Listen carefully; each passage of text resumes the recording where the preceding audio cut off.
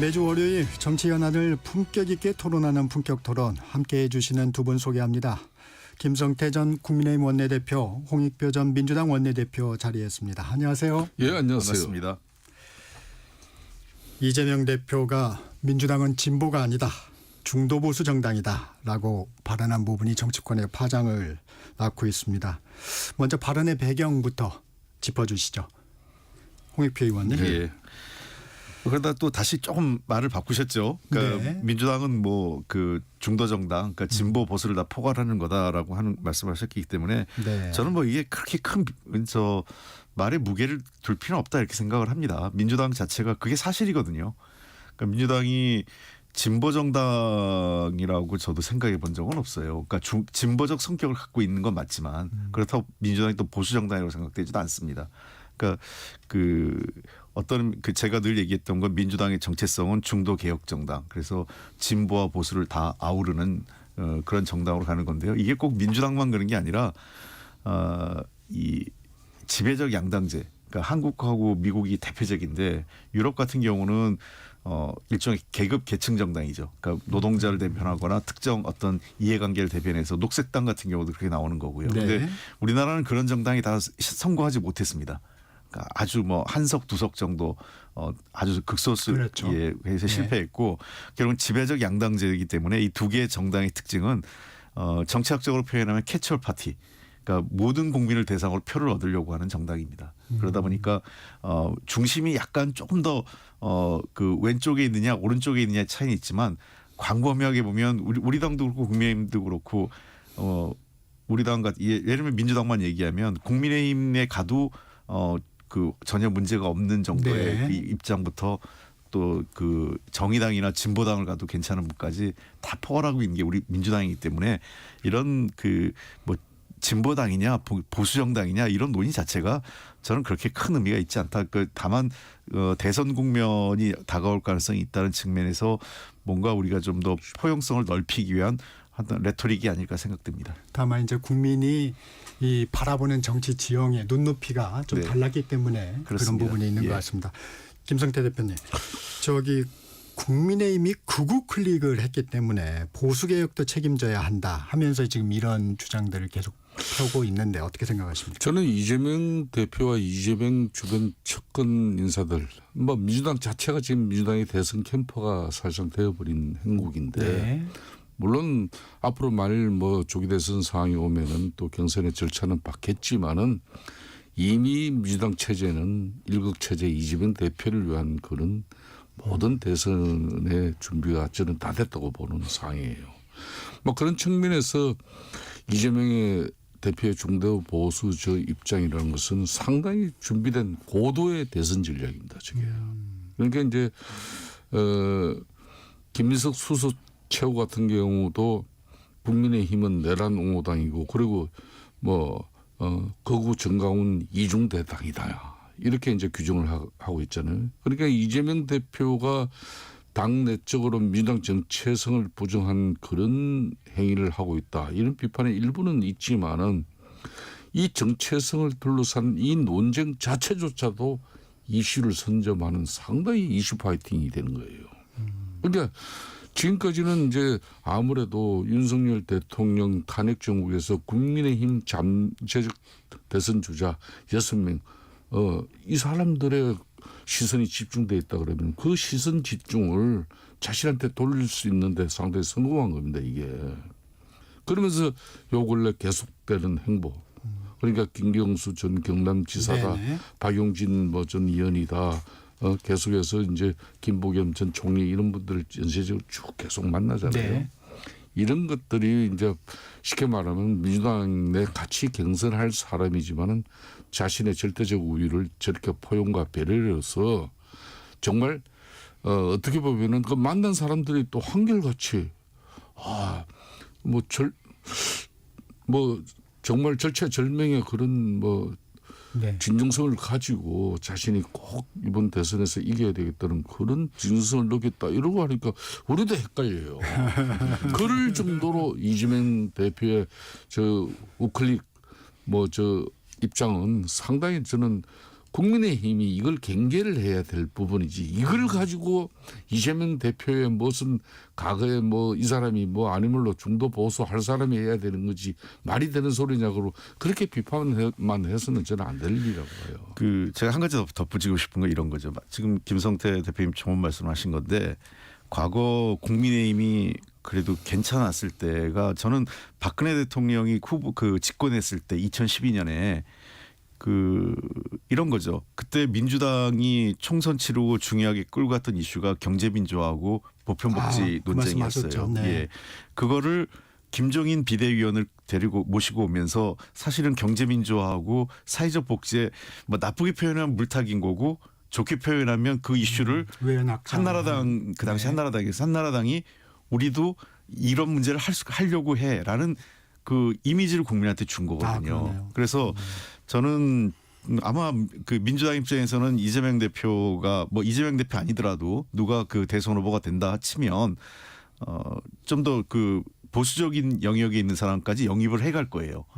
그런 과정이 필요하고 국민의힘도 저는 그런 문제들 그러니까 이재명 대표가 보수냐 가짜다 보수 아니다 이런 얘기가 아닌 게 아니라 그 민주당이 그 차지하고 있는 영역까지 국민의힘이 그라운드를 넓히려고 할 때 어떻게 넓혀갈 건가는 전략적 고민을 해야죠. 필요하면 사람을 영입하고 아니면 당의 어떤 정강 정책에 변화를 준다든지 뭐 이런 등등의 노력이 필요한 겁니다. 근데 이제 국민의힘에서는 말이 아니고 이제 진정성이 있느냐 이 부분을 좀 따져보고 있는데 이재명 대표가 이런 얘기를 했어요. 국정을 운영할 때 그 안보와 경제 영역은 보수 인사들이 보수적 정책으로 하고 사회문화적 영역은 진보 인사들이 진보적으로 집행하면 된다. 그런데 지금 우크라이나에 파병된 북한군 문제라든가 이런 부분에 대해서는 민주당이 언급이 없고 또 이제 또 노총을 찾아가서 노동계를 찾아가서는 노란봉투법 이런 부분은 이제 중도 보수에 기치는 말로 하고 있는데 실질적으로는 아니지 않느냐 그런 부분에 대해서는 어떻게 말씀하시겠어요, 홍철 대표님? 그 민주당이 뭐 노동조합만 가는 게 아니라 경청이나 여러 가지 네. 대한상이든 경제단체도 갑니다. 그래서 네. 거기에도 의견을 듣고요. 저는 이렇게 이분법적인 거에 대해서는 뭐 그렇게 썩 동의하지는 않습니다. 네. 예를 들면 경제 안보는 보수고 사회 영역은 진보다 네. 이렇게 얘기하는 건 사실 사리에 맞지는 않고요. 기본적으로 경제적 이슈도 보수적인 입장을 취하는 게 있고 좀 더 진보적 입장을 취할 때도 있죠. 예컨대 이런 얘기 말씀을 드리고 싶어요. 그러니까 예를 들면 재정 건전성이나 재정의 안정과 관련돼서는 조금 더 저는 그 보수적 분의 말씀을 듣는 것도 필요하다. 네. 다만 정부의 적극적인 재정의 적극적인 역할은 진보적 의제라고 저는 생각을 합니다. 외교안보 문제나 마찬가지죠. 한미동맹은 굉장히 중요한 과제인 거고요. 한미동맹과 남북관계 개선이라는 두 가지 과제는 우리 그 민주당으로서는 전혀 대치되는 과제가 아니거든요. 그러니까 한미동맹을 근간으로 하고 그 굳건한 안보 태세를 바탕으로 남북관계도 개선하고 한중관계도 균형적으로 발전시켜 나가겠다. 저는 그래서 이런 것 자체를 진보다 어느 건 진보고 어느 건 보수다 이렇게 일일이 구분하는 것 자체가 과연 무슨 의미가 있을까 이런 생각을 갖고 있습니다. 그 진정성 부분에 대해서는 김성태 대표님. 그러니까 이제 이재명 대표가 실사구시적 실용주의 정책으로 본인의 뭐 사상과 이념 철학 이게 뭐 정말 국민의힘이 집요하게 그렇게 정치적으로 공세를 기하니까 그게 지난날에 자신이 살아온 삶이나 네. 또 자신의 정치적 어떤 입장 이런 게 앞으로 민주당 정책에 있어서도 그렇게 뭐 그대로 가면 안 되겠다. 그렇게 큰 반성과 변화의 어떤 그런 자신의 처절함이 그게 이제 진정서로 나오면서 이런 내용이 나오면은 누가 그걸 의심하겠습니까? 그렇지만 이제 다들 아는 이제 이재명 대표라는 것은 임기응변과 또 일희일비에 능수능란한 사람. 특히 자신들의 척한 핵심들이 또 더 그래요. 그렇다면은 지금 이 부분은 이제 비록 윤석열 대통령 탄핵 정국이지만은 한동안 이재명 대표의 지지율은 박스권에 갇히고 또 대통령 탄핵 당하는 그런 정당보다 민주당 정당 지지율이 그냥 형편없이 그냥 헤매고 있는 상황. 물론 요 근래는 조금 달라졌습니다만은 그런 부분에 대해서 이재명의 위기는 보통 위기가 아니었죠. 이걸 돌파하기 위해서 지금 이제 중도 또 보수까지 이제 진영을 스펙트럼을 넓힌다는 건데 가령 상속세 면제 부분도 그런 겁니다. 이 가세 표준 18억까지 이제 웬만한 집 한 채 소유자 같은 경우는 상속세 때문에 이제 집을 팔지 않고 떠나지 않아도 되게 만들겠다. 이거는 그러면 이게 중도층을 보는 거 그렇죠. 아닙니다. 절대 중도층만 보는 걸로 다들 이해하는데 그 상속세 집 한 채 물러받는 대상이 누구예요? 2030이 된다는 거죠. 그러니까 상당히 이게 다 고도의 대선 전략입니다. 이런 부분들이. 전략에 녹아 있다. 그래서 이재명 대표 자체가 언제부터 외교 안보 분야에서는 한미 동맹 강화 그리고 한미일 공조를 근간으로 하겠다는 점을 강조한 적이 지금까지 한 번도 없거든요. 근데 이 이야기를 갖다 서슴없이 해요. 지금. 또 당 내에서도 측근들이 일본 수준의 핵 잠재력 보유 주장.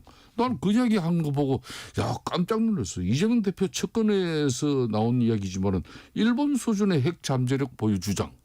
야 이게 뭐 더군다나 트럼프 지금 대통령 들어서고 난 이후에 지금 한미 동맹 관계 앞으로 어떻게 유지할 것인가 상당히 걱정되는 측면인데 그런 입장 나오는 거 보고 야 이 양반이 진짜 제대로 이제 우클릭을 했나 이런 이제 의아심이 들 정도로 하여튼 파죽지세의 공세를 가하고 있는데 이 모든 것들이 저는 국민의힘이 긴장해야 될 부분이라고 봐요. 네. 왜? 탄핵 정국에서 그냥 강성지청만 바라보고 그냥 아스팔트 위에서 그냥 자기 정치 특히 하는 사람들 예? 자기 정치에 함몰돼 가지고 그 사람들 위에 올라타고 그냥 보수 합리적 보수의 가치와 근본도 다 저버린 그런 일부 몹쓸 뭐 볼상사나운 모습들 보였거든요. 그러니까 중도층이 또 떠나가는 거예요. 뭐 그런 측면에서 갱종을 일으키는 저는 상당히 이재명 대표의 지금 우클릭 이 시도는 국민의힘에서 긴장. 민주당 내에서 저 논란 벌이지 저는 아무것도 아니에요 그냥. 그거는 이제 실질적으로 국민의힘이 지금 문제죠 지금. 김성태 대표님이 상속세 얘기를 꺼냈으니까 좀 그 얘기도 좀 해보겠습니다. 상속세 공제 부분에 대해서는 여야가 좀 공감이 있는 것 같아요. 네. 이제 최고 세율 부분인데 또 익숙한 단어가 나왔습니다. 부자감세. 이 부분 좀 어떻게 보세요? 저는 뭐 이 문제에 대해서도 그 여야가 결국은 서로 간에 협의를 해 나가면 조금씩 그 합의가 가능하지 않을까 싶어요. 제가 늘 얘기하지만 이 최고 세율을 명목 세율만 볼 수는 없고 실효 세율까지 같이 보고 판단을 해야 되거든요. 그래서 일률적으로 한국이 그 상속세가 전 세계에서 가장 높다 이렇게 얘기하는 것도 그 맞진 않기 때문에 저는 실효세율을 조금 현실화한다면 예를 들면 지금 감면 그 이런 게 너무 많거든요. 특례 조항 같은 게 그런 것들을 조금 줄이면서 세제를 좀 단순화시키면다면 지금 최고세율을 조금 인하할 수도 있는 여지가 있다고 보여요. 그러니까 실효세율을 좀 조금 그 높여가면서. 그러니까 우리나라가 실효세율 같은 경우 실제로 30% 안팎밖에 안 돼요. 최고세율이 50%지만. 네. 그리고 이제 그 추가하면 60%까지 가는데 실제로 50% 명목세율 50% 봤을 때 평균적으로 실효세율은 30% 안팎입니다. 그러니까 그런 측면하면 저희가 협의의 접점은 충분히 열려 있다 이렇게 보고요. 그다음에 두 번째 핵심적인 건 이런 것 같아요. 지금 상속세 문제가 나오는 건 두 가지인데 하나는 집을 예를 들면 배우자가 사망했을 때 그 집을 상속받을 때 상속세 때문에 집을 팔고 나가야 되느냐 하는 문제. 그다음에 기업을 가업 상속을 할 때 상속세를 내려고 기업을 주식을 팔아야 되는 이런 문제가 있기 때문에 프랑스처럼 전 이연제를 좀 도입하는 문제를 고민했으면 좋겠어요. 이연제요? 예. 그러니까 자기 상속된 재산을 상속이나 다시 어떤 이 전환할 때 그러니까 매매, 증여 이런 형태 재산권이 이전될 때 세금을 그때 내는 거죠. 그러니까 이연해주고 그렇다면 상속세 때문에 주식을 팔려고 그래서 기업의 운영이 어렵다 이런 말은 안 나올 거고 예를 들면 남편이 사망했는데 배우자가 자기는 그냥 이 집에서 살고 싶은데 그 상속세를 내려고 이 집을 팔아야 되는 그런 문제는 일단은 좀 막을 수 있는 거 아니겠어요? 그러니까 저는 진짜 국민들이 어려워하는 게 뭐냐, 상속세 때문에 어려워하는 게 뭐냐. 저는 뭐 최고 세율이 세율 문제도 있지만 세율 이전에 이연제 도입을 좀 해줄 필요가 있다고 생각을 합니다. 네. 민주당에서는 초부자 감세다 이렇게 얘기를 하고 있는데 사실 국민의힘에서 보면 이번 상속세 개편이 이 기업의 승계부담 완화 이 부분에 좀 방점이 있는 것 같습니다. 그렇습니다. 김성태 대표님의. 그렇습니다. 그러니까 이게 상속세나 뭐 기업 감세 이런 부분은 사실상 이게 전통적으로 이게 보수 정당의 의제입니다. 이 의제를 갖다 지금 이제 이 부분도 국민의힘이 또 뺏겼어요. 어? 이 부분도 이재명 대표 그냥 입에서 상속세 의제를 갖다 18일까지 집 안 팔아도 그냥 상속세 때문에 걱정 안 해도 된다. 제가 아까 이야기했죠. 이거는 2030을 중도층보다는 2030을 노린 보석이에요. 지금 이야기하는 부분은 이런 겁니다. 우리나라 최고 뭐 이런 상속세율은 이게 갱년 프리미엄까지 붙어가지고 이게 60% 정도 가까이 돼요. 60%. 이 선진국 어떤 나라보다도 이게 높은 수준이에요. 그러니 아들에게 회사 물려주면 40%. 이 40%만 낳는다 그러면은 이런 나라에서 기업이 존속되고 어떻게 일자리가 마음 놓고 그렇게 창출되겠습니까? 이 상속세 60% 그냥 내고 나고 40% 그거 가지고 이제 그 기업 승계 받아야 되는 그런 상황이 지금 대한민국의 지금 현 주소예요. 이런 부분에 대해서 이제 이재명 대표의 입장도 아까 말한 2030의 보석을 깐 어떤 그런 집 한 채 아파트 팔아가지고 그 상속세 개념을 이까지도 개선하자는 게 이제 국민의힘 입장인데 이 부분에 대해서는 또 이렇게 이야기해요. 천억가 재산이 그러니까 그런 100억 상속세 내는 가지고 그런 뭐 그렇게 그건 우리가 못한다 이런 거예요. 그게 이중적인 지금 구조예요. 지금 이재명 대표가. 그러니까 지난 3일에도 기업 대표들 이렇게 초청해놓고 토론회 개최해놓고 반도체 패배해가지고 이 노동시간 유연화 시켜가지고 네. 이런 고소득 R&D 뭐 그런 연구개발자에게는 그냥 이 시간에 저촉돼가지고 그런 일 없게 뭐 자기가 할 것처럼 해놓고는 당내 반발하고 양대 노총 그냥 반발해보니까 금방 없던 걸로 덮어버렸죠. 대려 양대 노총 뭐 이렇게 추스리는 그런 뭐 의미를 가지고 한국노총 민주노총 방문해가지고 불 끄고 이런 식이거든. 그러니까 이게 좀 앞뒤가 안 맞는 그런 실사구시적 실용주의 정책은 이게 머지않아 이게 다 이게 이제 뽀롱이 다 납니다 이게. 그래서 제가 민주당이 그 고민했으면 좋겠어요. 왜냐하면 네. 당장에 이제 부자 감세 논쟁에서 그러니까 민주당 내에 그런 반대가 있을 수 있잖아요. 네. 그렇기 때문에 아까 제가 이현재 얘기를 한 거예요.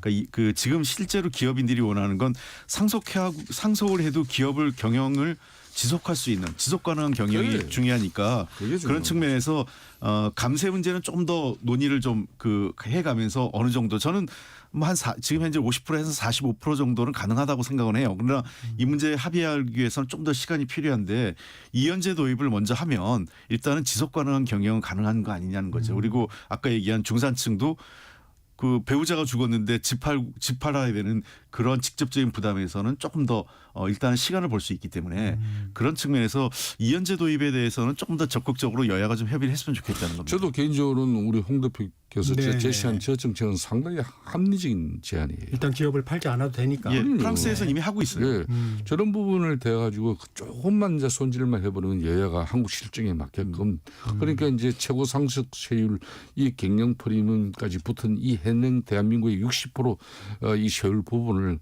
일정 부분 해소를 할 수 있는 거예요. 이게 정치가 할 영역이지. 저는 그런 측면에서 이재명 대표가 지금 홍익표 대표 같은 저분 말씀 저런 정책적 입장을 많이 주변 사람들이 견지해야 된다고 봐요. 네, 두 분이 대안도 좀 말씀을 해주셨습니다.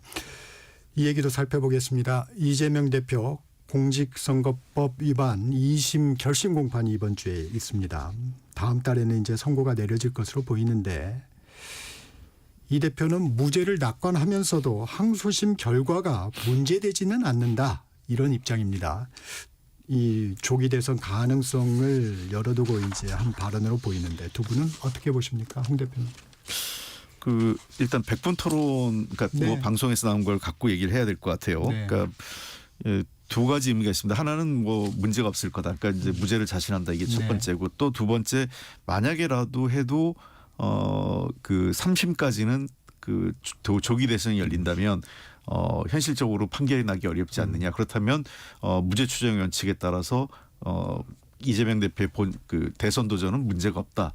그리고 재판은 그 헌법에 따라 헌법 84조에 따라 현직 대통령에 대해서는 형사소추가 그 제한되기 때문에 결국은 당선된 이후에는 이런 재판 절차까지도 중단된다는 것이 다수의 설이다. 이게 이제 핵심인 네. 것 같아요. 그러니까 그 얘기인즉슨 좀 해석을 해보면 일단은 혹시라도 결과가 잘못되더라도 대통령 그 2심에 잘못 나오더라도 3심 결과가 안 나올 거기 때문에 대선 도전 가능하고 이후에 당선되면 어떻게 할 수 없는 거 아니냐 이렇게 얘기를 한 것 같고 그래서 이제 하여간 이 문제는 다수설과 소수설에 대한 얘기가 있지만 아직 그 헌법학자들 그다음에 법조계에서는 양론이 있는 건 분명합니다. 네. 그래서 이 문제에 대해서는 조금 더 사회적 논의가 있어야 되는데 저는 결국은 이재명 대표가 2심이 3심까지 날 가능성은 그렇게 높지 않다고 봐요. 물리적으로 시간 관계상. 근데 만약에 이제 2심이 나왔을 때 제일 핵심은 그러니까 법률 리스크의 문제가 아니라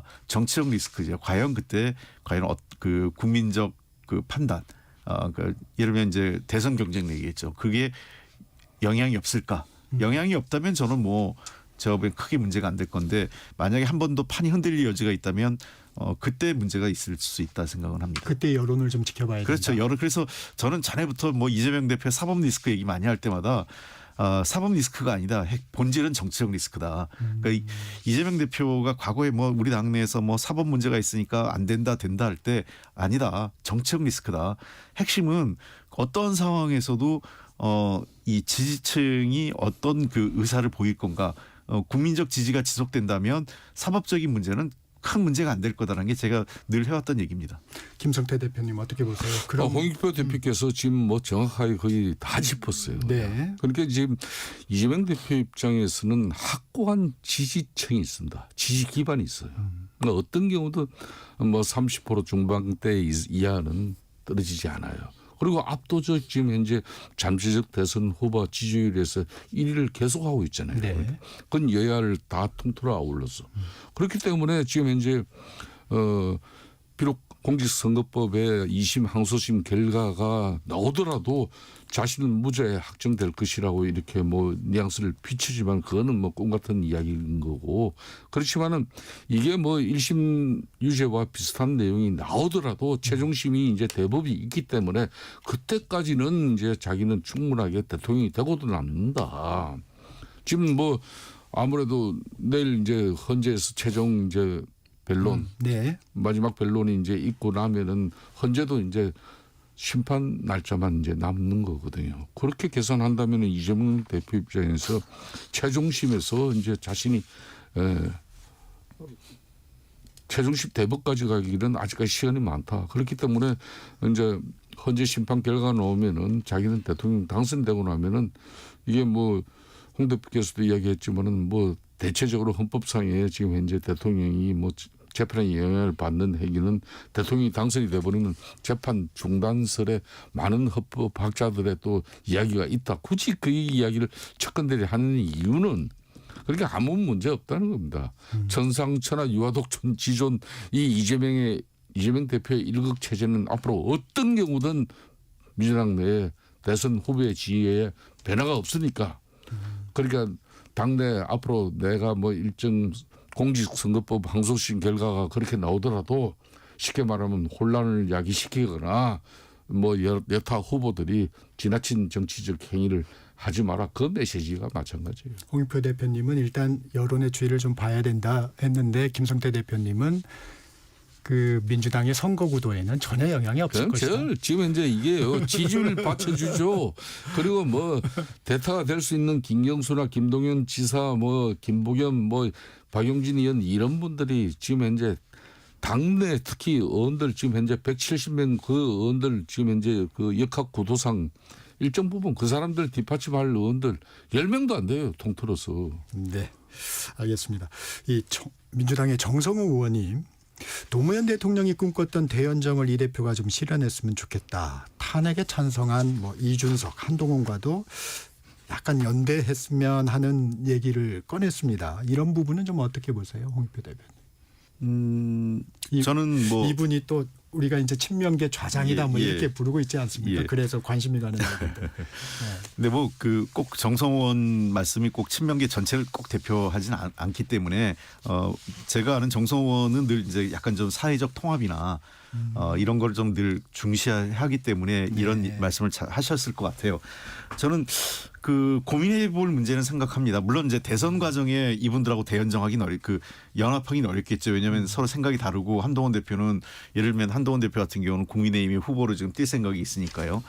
그러나 다만 선거와 대선이 끝나고 난 이후에 누가 하더라도 저는 참 대한민국 사회가 걱정은 됩니다. 왜냐하면 민주당이 집권을 하든 국민의힘이 집권을 하든 그 다음 날부로 광화문에서 반대 퇴진 시위가 있을 것 같아요. 지금 대한민국 사회라는 게.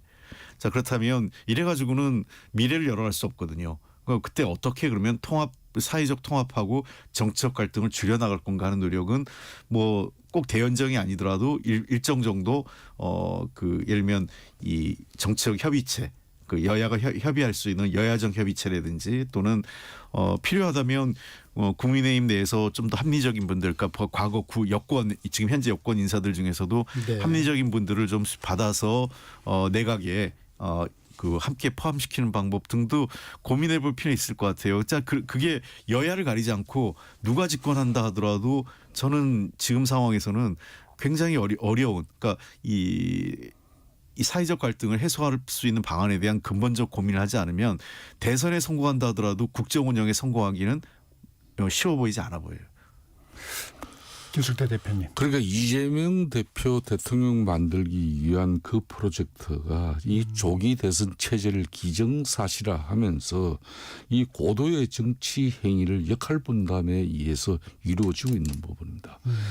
대체로 오선의 정성호 의원 같은 경우는 이재명 대표의 그러니까 이제 당 대표 경선뿐만 아니라 그러니까 대선 문재인 후보하고 경선에서도 가장 적극적으로 이재명 대표를 도왔던 사람이에요.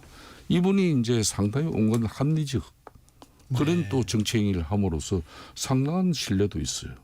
그렇기 때문에 양주 지역에서 또 오선을 합니다. 그 지역 기반이 그렇게 민주당으로서는 뭐 아주 공고한 지역까지는 아닌데 네. 제가 왜 이런 이야기를 드는가 하면요. 지금 이재명 대표 주변의 사람들까지 역할 분담이 명확하게 이루어져 가지고 이 대연정이라는 이야기를 어떻게 아무리 오선 의원이고 이재명 대표의 가장 핵심 측근의 합리적 인사를 하더라도 이런 이야기 함부로 못 꺼내는 겁니다. 이거는 뭔가 이재명 대표와 지금 사정 교감이 있었기 때문에 이 이야기가 가능한 거예요. 즉 이 말은 그러면은 지금 이제 탄핵 찬성에 뭐 이런 범야권 뭐 그런 결속뿐만 아니라 심지어 국민의힘 내적으로도 이렇게 갈등을 유발하고 또 분열을 야기시킬 수 있는 앞으로 이제 민주당도 그렇고 국민의힘도 당내 경선에서 후보가 돼야만이 본선에 조기 대선에 참여할 수 있잖아요. 그러면 조기 경선에서 또 국민의힘 내적으로도 네. 이게 엄청난 분란이 야기될 수밖에 없는 그런 거리를 일찌감치 지금 이제 이재명 대표 측근이 또 야기하는 겁니다. 네. 정책시사 2부 여기서 잠시 마치고요. 저라는 말씀 듣고 3부에서 품격 토론 이어집니다.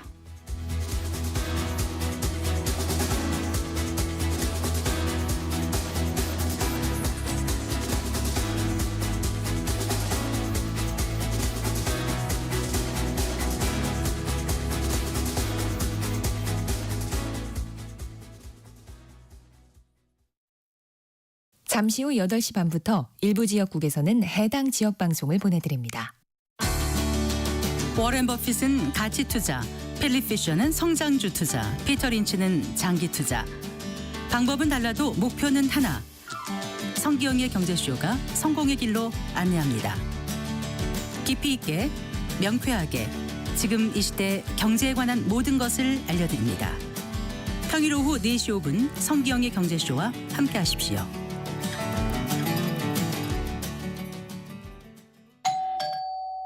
편지 왔습니다. 퇴근길 지친 당신에게 힘이 되는 뉴스를 전해드립니다. 매일 저녁 5시 5분 당신과 함께 읽는 세상 이야기 KBS 1라디오 뉴스레터 K. 지금 시각은 8시 30분입니다. KBS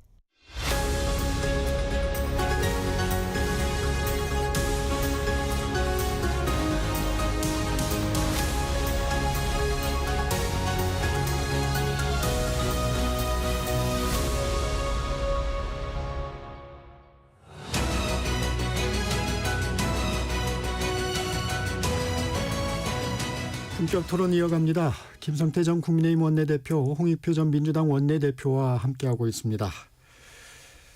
네, 지난 주말에도 전국 곳곳에서 탄핵 찬반 집회가 열렸습니다. 지난 주말 집회 좀 주목하신 부분이 있으신지 두 분께 여쭙겠습니다. 홍익표 대표님. 글쎄 뭐 저 계속 주말 집회가 이루어지고 있고 이번에는 장소가 이제 헌법재판소로 옮겨진 게 좀 네. 중요한 점인 것 같습니다. 사실상 이번 집회는 이제 금년 들어서 처음으로 민주당 주도로 열린 집회죠. 그동안 이제 그 시민사회 주도였는데 처음으로 민주당 주도로 열렸고 헌법 집회 장소도 이제 헌법재판소 주변이었기 때문에 글쎄 근데 하여간 이제는 거의 막바지로 온 것 아니냐. 헌법재판소의 이제 그 결과가 앞으로 한 보름 빠르면 한 3주 이내 나올 거로 보이기 때문에 여야가 이제 그 찬반 집회가 이제는 좀 더 막바지에 헌법재판소로 주변으로 더욱더 집결하는 모양새인 것 같습니다. 다만 이제 걱정스러운 거는 여전히 헌법재판소 판결의 결과를 어떻게 받아들일 거냐 하는 문제에 대해서 여전히 그 의문부호가 있습니다. 그러니까 사실은 인용이든 기각이든 양쪽이 다 탄핵 찬성 찬반 모두가 그거에 대해서 수용할 마음의 준비를 해야 되는데 제가 보기에는 결과가 어떻게 나든 한쪽에서는 상당히 반발이 클 것 같아요. 그런 측면에서 이거를 저는 국민의힘과 민주당이 함께 고민을 좀 해야 됩니다. 그러니까 그 얘기인즉슨 결국은 그 제도권 정당 아니겠어요. 그렇다면 제도권 정당의 기본적인 가장 중요한 과제 중에 하나인 것은 광장의 요구를 어떻게 제도권 내부로 수렴할 건가에 대한 고민을 해야 됩니다. 그러니까 탄핵 그 결정 이후에 반대하는 그 극단적인 입장을 가진 분들의 주장을 완화하고 우리 헌법 질서가 유지될 수 있도록 하는데 여야가 어떻게 해야 될 건지에 대해서는 사실 이제 깊은 고민의 시간이 필요한 건 아닌가 생각합니다. 김성태 대표님, 거의 막 새 과시의 측면이 좀 있는 것 같습니다. 어떻게 보십니까?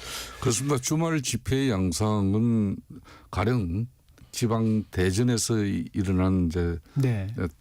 탄핵 찬반 이 집회 양상만 보더라도 그러니까 대전 시청 광장에 모인 그 탄핵 반대 집회 참가자 규모는 한 2만 명 정도 돼요. 네. 거기에 비해서 이제 탄핵 찬성 또 집회도 있었는데 그 대전 서구의 그 은하수 사거리 있지 않습니까? 거기서 이제 거기 선거 때 되면 거의 유세 많이 하는 네. 곳인데 그곳에 모인 또 이제 쉽게 말하면 탄핵 찬성 집회 참가자들은 1,000명 정도밖에 안 돼요. 이게 이제 왜 제가 이런 이야기를 하는가 하면은 주말 집회 참여 양상을 보면은 탄핵 이게 반대하는 그런 목소리가 훨씬 높습니다. 서울도 마찬가지고요. 시청 사거리. 그래서 이제 이게 이제 탄핵 반대 집회가 이렇게 목소리에 큰 양상을 뱉다 보니까 이게 국민의힘 그 내에 정치 지도자라고 일컬어지는 선수들이 네네. 이제 그게 이제 많이 이제 번외동하고 있는 건 사실이죠. 저는 그런 부분들이 지금 이제 물론 이제 현재 심판 결과가 어떻게 나올지 모르지만은 그럼 조기 대선이라는 이 자체를 갖다가 민주당은 저렇게 당 전체와 후보 자신들도 잠재적 후보들도 저렇게 열심히 활발하게 움직이고 있는데 지금 국민의힘 같은 경우는 아무 대책 없이 그냥 지금 그냥 이 탄핵을 반대하는 그 집회 그 강성 지층에게 비를 맞추는 그런 정치적 행위에 지금 함몰되어 있단 말이에요. 이건 상당히 지금 위험한 지금 상황이에요. 그런 측면에서 저는 뭐 이제 더 이상 그 집회의 어떤 분위기로 집회 그 반대 분위기로 찬성 분위기로 정치가 뭐 헌재 심판이든 또 사법 처리 절차든 이 국가적 혼란을 정치가 더 이상 야기시켜서는 안 된다고 보고 있습니다. 네, 내일 윤 대통령 탄핵 심판 최종 변론입니다. 윤 대통령이 직접 자필로 숙고하면서 쓰고 있다고 하는데 이렇게 좀 묻겠습니다. 어떤 메시지가 좀 나와야 된다고 보십니까? 홍익표 대표님. 글쎄요. 저도 참 궁금합니다. 뭘 담으실지. 그러니까 윤석열 대통령이 지금까지 했던 내용을 보면 반성이나 이 인정보다는 반박할 가능성이 굉장히 높다 이렇게 보입니다. 그러니까 지난번 그러니까 왜 내가 이런 비상계엄을 할 수밖에 없었는지, 그러니까 국정 운영에 대한 이제 민주당 책임론이죠.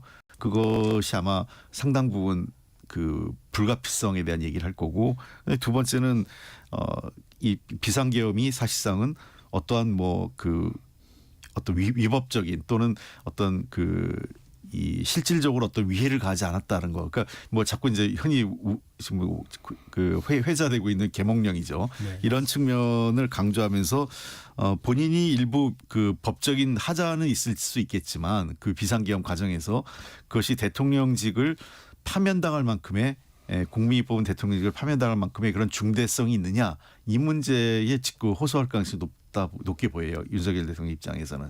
그래서 홍 대표님은 그런 기대는 안 하신 거죠. 혹시 기각됐을 경우에 어떠한 지지자들한테 담는 메시지라든가 기각이 아니고 참 인용됐을 경우에 그런 부분이 혹시 담길 수 있다 뭐 이런 그렇게 언론도 조금 나오고는 있어요. 그럼 만약에 그 경우에 모르겠어요. 만약에 인용됐을 경우에 메시지는 두 가지 방향이 있겠죠. 불복하거나 또는 내가 억울하지만 수용하고 따르자라거나, 이 두 가지 가능성을 얘기할 텐데 저는 후자 가능성은 거의 없다고 보고요. 근데 내일은 사실은 이제 그 변론에서 헌법 재판관들을 상대로 해야 되는 메시지이기 때문에 그것이 불복의 가능성을 내비치거나 또는 이 장외에다가 하는 얘기는 내일은 그 가능성 높아 보이지 않아요. 헌법심판 이후의 얘기를 담지는 않을 것 같다. 예, 그렇습니다. 네. 그건 뭐 이미 다른 형태로 충분히 메시지 낼 기회가 또 따로 있을 겁니다. 네, 김성태 대표님. 윤석열 대통령 입장에서는 이제 국민들과 또 헌재 재판관들에게 마지막 호소를 해야 되는 그런 절체절명의 시간이 이제 내일입니다. 네. 그렇기 때문에 지금까지 이제 타협 없는 대통령 통치 권력과 또 과도하고도 극단적인 입법 권력의 대충들로 결국은 불행해진 사람들은 대한민국 국민들이거든요. 저는 그런 측면에서 대한민국 국민들에게 정말 진솔한 대국민 사과가 윤석열 대통령의 마지막 변론 중에서 저는 앞서서 있어야 된다. 나와야 된다. 네, 그런 측면에서 이제 국민들의 소소한 이 평온한 일상이 어떻게 됐든 비상계엄 선포 때문에 그게 빼앗아져 버렸지 않습니까? 그렇게 되면 또 그러고 난 뒤에 양 진영의 국민들은 그런 왜 국민들이 정치의 노예가 되어버립니까? 이제는 심판과 이제 청산만이 남아있는 상황인데, 그런 측면에서 이제 윤석열 대통령 입장에서는 비상계엄의 정당성, 당위성, 이렇게 이제 헌법과 법률을 위반했는가, 그런 기본적 요건적인 측면에서도 충분하게 자신이 비상계엄을 선포할 수밖에 없었던 그런 절박한 국정 운영의 수반으로서, 통치권자로서 그런 자신이 소외뿐만 아니라 또 그 상황에 대해서 아주 적나라한 그런 이야기가 있지 않겠냐 이렇게 보고, 네. 두 번째 이게 이제 본인이 제일 강조할 부분이라고 봐요. 그러면 헌법과 법률을 위반했더라도 얼마나 중대한가. 그러니까 노무현 대통령 같은 경우 선거 중립 의무를 법률을 위반했다. 그래서 이제 탄핵 소추가 이루어진 거거든요. 그렇지만은 헌재에서는 대통령직에서 파면할 정도의 법 위반이냐, 그걸 가장 중시하고 살펴봤을 때 노무현 대통령은 대통령직을 파면할 정도로 그렇게 중한 법률 위반은 아니다, 이렇게 헌재 재판관들이 최종 판결을 했지 않습니까? 윤석열 대통령도 이 부분입니다.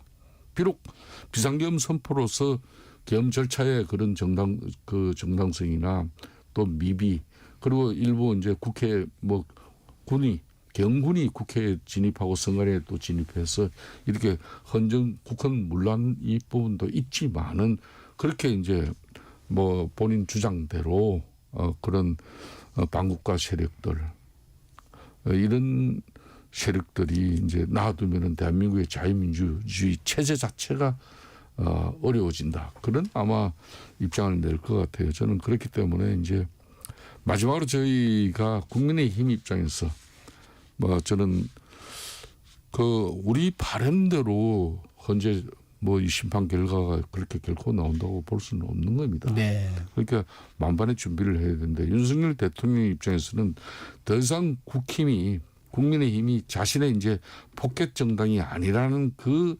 사실을 갖다가 좀 중요하게 이렇게 좀 어필이 됐으면 해요. 이제 그동안 자신을 대통령으로 만들어준 이 국민의힘, 그리고 자신을 지지해준 그 보수, 그리고 적극적 지지층에 감사의 말씀드리고, 자기는 이제 불행해지더라도 두 번 다시는 이 과도한 입법 권력에 의해서 대한민국이 행정 체계가 마비되고 또 대통령이 국정 운영을 제대로 펴지 못하는 그런 이 안다는 세상은 오지 말아야 된다.